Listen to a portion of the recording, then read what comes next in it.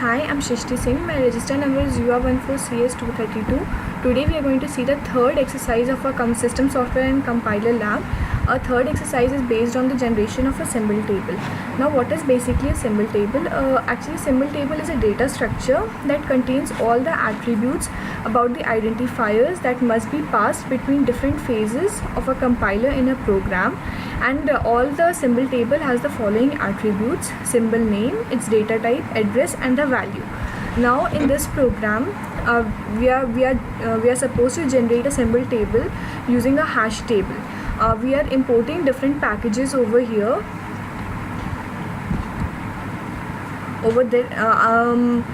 After that we are declaring a private strings type, R type, init, P type, and parameters.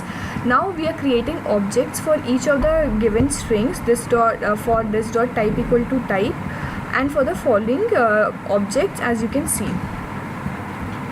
And for all the values that we'll get for a string, we will be reading multi-line input in this particular program, and we'll be checking for the valid identifiers. For checking the valid identifiers, we call the lookup fun table to check the availability of the identifier in the symbol table. If the values in the symbol table are not there, then the necessary information is stored, and we use insert option to do so. Over here, my buffered reader br equal to new buffer reader. It is telling the current file location of the file which contains the input of the code. Now hash table is used to create a new hash table for it. For semicolon line equal to br.readline, it's a never ending loop. Now if my line dot length, if it is not equal to 0, then the checking of my strings to create the symbol table will be carried on. The moment it reaches a null value, the particular reader will close and it will display the string.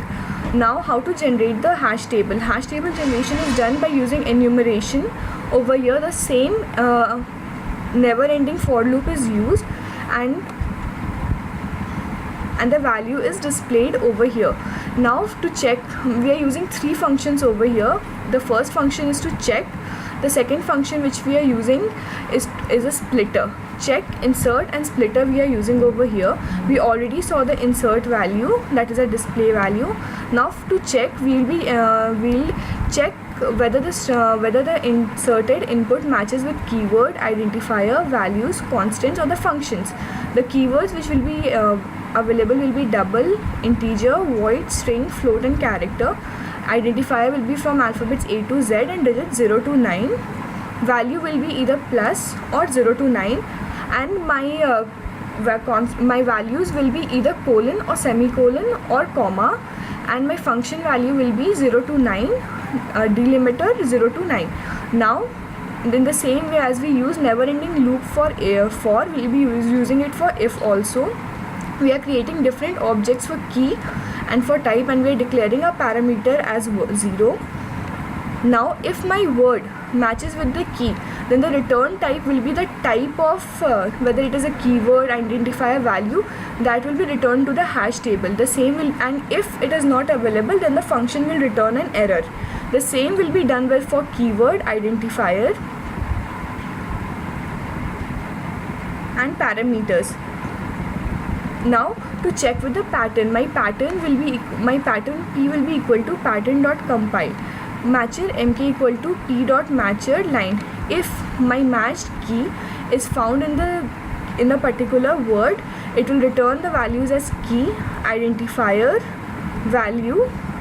My main operation for matching the values will be done over here against the for loop.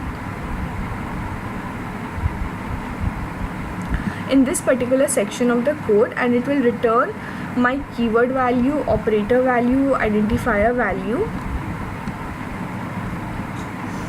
Over here we are using a splitter because in this case all my colon, semicolon equal to and will be replaced by blank spaces so that the string tokenizer, actually the main use of string tokenizer is to divide the string into tokens. The string can count the number of tokens and return the value. If at all the string has more tokens, then the same method will be carried out and the word will be returned. When we run this program,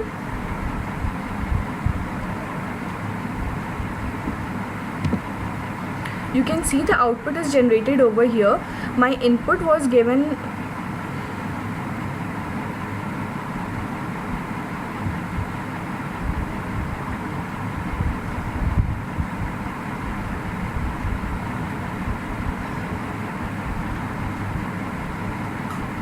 based on my input which was given over here. Based on the input, my input was int a b equal to 5, char c equal to d, double function int x and int y. Based on the input which it was given, it will separate the identifier, data type, initial value, return value, number of parameters and parameters type. This we already assigned in the hash table which we will be getting. In the identifier function, a, b, c, b, a will be coming, data type null, character int, initial value null, d, s and 0, return type will be double and null, and number of parameters will be 2 and the parameters type will be only int.